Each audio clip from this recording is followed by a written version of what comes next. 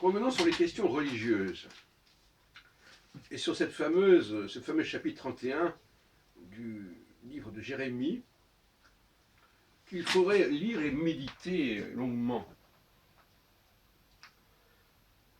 Il est bien question de la brisure de l'alliance. Cette alliance, ils l'ont brisée. Voici l'alliance que je vais établir avec le peuple d'Israël à ce moment-là. Voilà. Donc effectivement, ils l'ont brisée, mais il y a une nouvelle alliance qui est proposée. Et donc par conséquent, le passé est effacé. Alors, cette notion de l'alliance brisée, vous comprenez bien qu'elle fait écho quelque part avec l'idée que, avec Jésus, l'alliance entre les Hébreux et leur Dieu est brisée. Donc ça aussi, c'est une forme de relecture très, très déviée de ce texte. Mais effectivement, dans Jérémie, il y a les germes de beaucoup de choses. Il y a les germes de la nouvelle alliance, il y a les germes de la brisure, et en même temps, on en fait quelque chose de totalement déconnecté par rapport au texte de Jérémie. Qui relève de l'imposture d'une certaine manière, qui relève de l'usurpation. Alors effectivement, cette brisure de l'alliance, elle est récupérée par l'idée que finalement avec Jésus, comme les Juifs n'ont pas reconnu Jésus, l'alliance n'existe plus. Bon. Mais en fin de compte, c'est pas du tout ce qui est dit dans Jérémie. Dans Jérémie, il est dit, bon effectivement, l'alliance n'a pas été respectée, une nouvelle alliance est établie sur de nouvelles bases, c'est quelque chose qui va être dans votre cœur et non pas un enseignement extérieur. J'en ai parlé longuement, j'y renvoie. Donc c'est pas du tout ça. Maintenant, ce qui s'est passé avec Jésus, est-ce que c'est la preuve que la nouvelle alliance elle-même serait brisée, en quelque sorte, ou qu'elle serait autrement que ce qu'on avait annoncé? Et là, on voit effectivement une relecture aussi de la lettre de Jérémie, de Jérémie dans la lettre aux Éphésiens, qui est décalée d'ailleurs par rapport au texte de Jérémie qui se retrouve dans la lettre aux Hébreux. Bon, donc il y a une manipulation, il y a une cuisine assez effrayante à partir de ce texte de Jérémie, qui est un texte absolument fondateur et fondamental. Alors, pour moi, au contraire, la Nouvelle Alliance, c'est une alliance qui est de moins en moins ouverte, contrairement à ce qu'on peut croire. Elle était ouverte parce que c'était des textes, la loi, voilà, alors les textes de la loi, mais en fin de compte, je dirais que quelque part, ce sont les Juifs du temps de Jérémie, en quelque sorte, qui sont les nouveaux réceptionnaires, les mots récipiendaires de cette Nouvelle Alliance. Et d'une certaine façon, ceux qui étaient au Sinaï, au fond, c'était un peu n'importe qui. Enfin, on pourrait se poser la question comme ça. Il y avait les tables, tout le monde peut lire les tables, très bien. Donc tout le monde peut adhérer à ces tables, à ces lois, à ce décalogue, etc. Mais en revanche, avec la Nouvelle Alliance, c'est plus du tout le cas. Il faut être élu par Dieu. Il faut être dans ce peuple élu, en quelque sorte, pour avoir les marques de la Nouvelle Alliance, pour avoir en soi-même les commandements, les enseignements de la Nouvelle Alliance. Ça ne s'apprend plus à l'extérieur. Et ça fait une des différences fondamentales. C'est un peu aussi ce qu'on retrouve chez Jésus.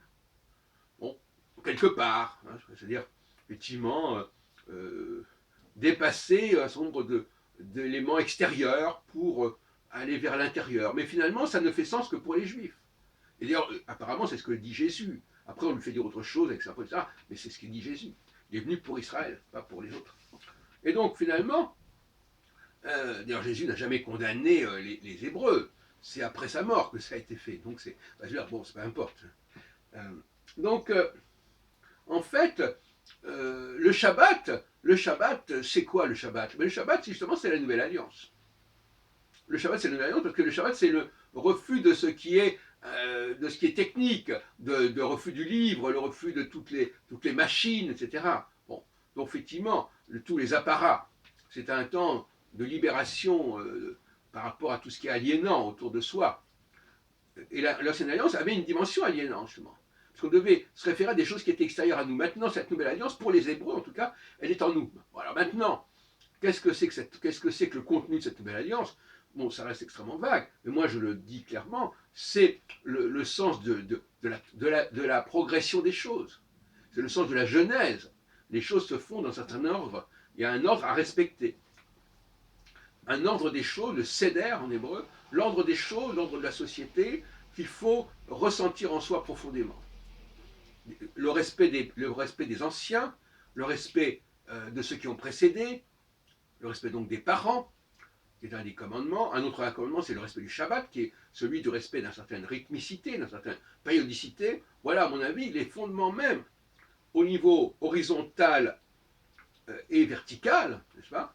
À savoir que voilà, il y a une structure sociale qu'il faut respecter entre le haut et le bas, et il y a une structure cyclique qu'il faut respecter également.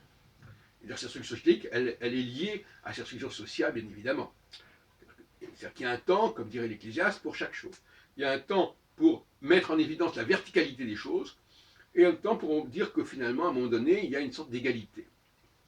Alors, ce moment d'égalité, effectivement, fait qu'à un moment donné, les frontières ont tendance à baisser, à se baisser, mais après, la verticalité les remet en évidence, et ce n'est qu'un moment, ce n'est qu'une pause, ce n'est qu'une récréation. Donc, voilà, donc, il faut quand même dire les choses comme elles sont. La nouvelle alliance, c'est pas du tout l'ouverture au peuple, aux non-juifs, contrairement à ce que dit l'épître aux Éphésiens, qui dit oui, avec le sang du Christ, la frontière entre les juifs et les non-juifs disparaît, etc.